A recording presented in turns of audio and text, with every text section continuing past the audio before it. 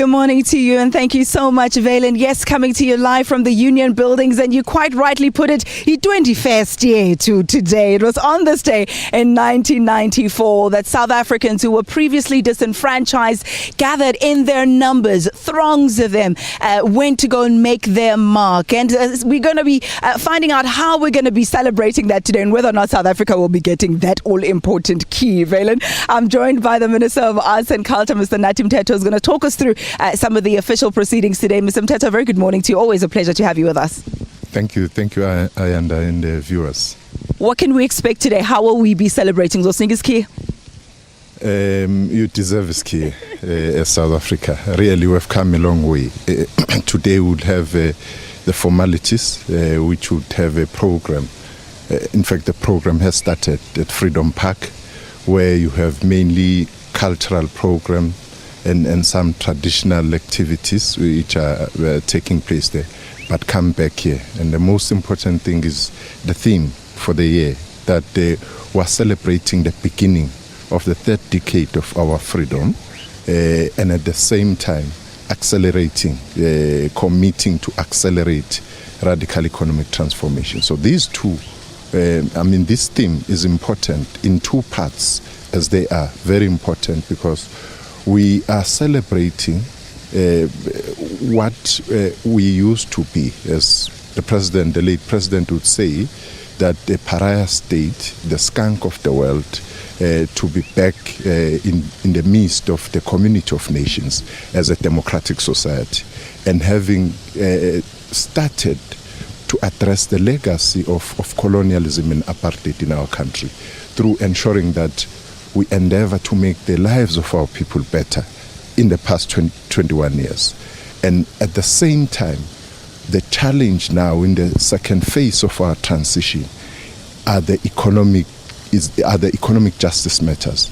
And if you look at what happened in the world globally, that in 2008-2009, you started experiencing this global economic crisis.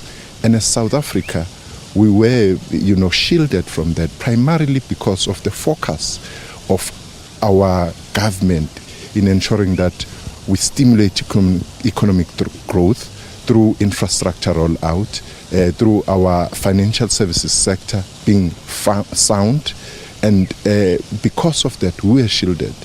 What that says is that government is committed to ensure that the issue of economic transformation and economic justice in our country is addressed, so that we're able to respond to the stubborn legacy of poverty, unemployment, and inequality in our country. Indeed, and also very closely linked to that are some of the social tensions that we experience in our country. Let's speak about social cohesion in the wake of the recent xenophobic attacks, and also going forward. Your department has been central into making sure that we remember who we are as a people. We have a common goal, a common identity.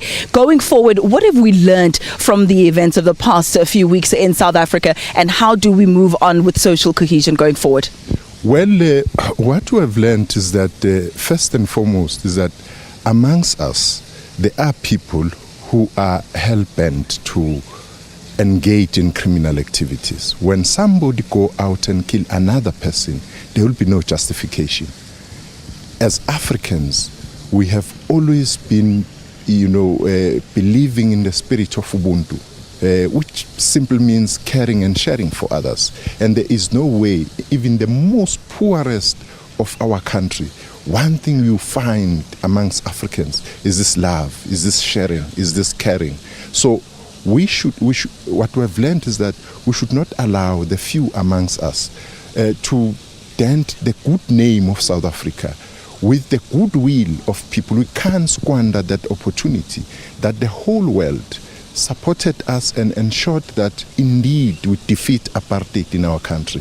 Right now we are at a point where our trajectory is a trajectory of economic justice, as we said, and we cannot allow other things to happen like this. Xenophobia, you'd remember that in 2000 the whole world descended in our shores in the International Conference Against Racism, Xenophobia and other related discriminatory practices. the might we used to rise and defeat apartheid is the might we use to rise and defeat all other discriminatory practices, be they xenophobia, homophobia, sexism, and so on. We've got to ensure that we get this support which the world gave us. We say thank you to the world by giving back and ensuring that our country is indeed stable and inclusive. And we need to reciprocate that goodness that was given unto us. I'm not sure which camera I should be facing as we wrap this interview. Thank you so much, Minister, for your time. And it's quite important that we're standing right next to the statue of Utata Nelson Mandela, also the statue debate and how we remember history, something that needs to be discussed as we turn 21. Perhaps as a 21-year-old in a country as such as South Africa, we need to do a little bit of reflection and a bit of introspection going forward to make sure that we do really mature and go through this rite of passage and become adults. All right, let's leave it there, at least for now. Let's go to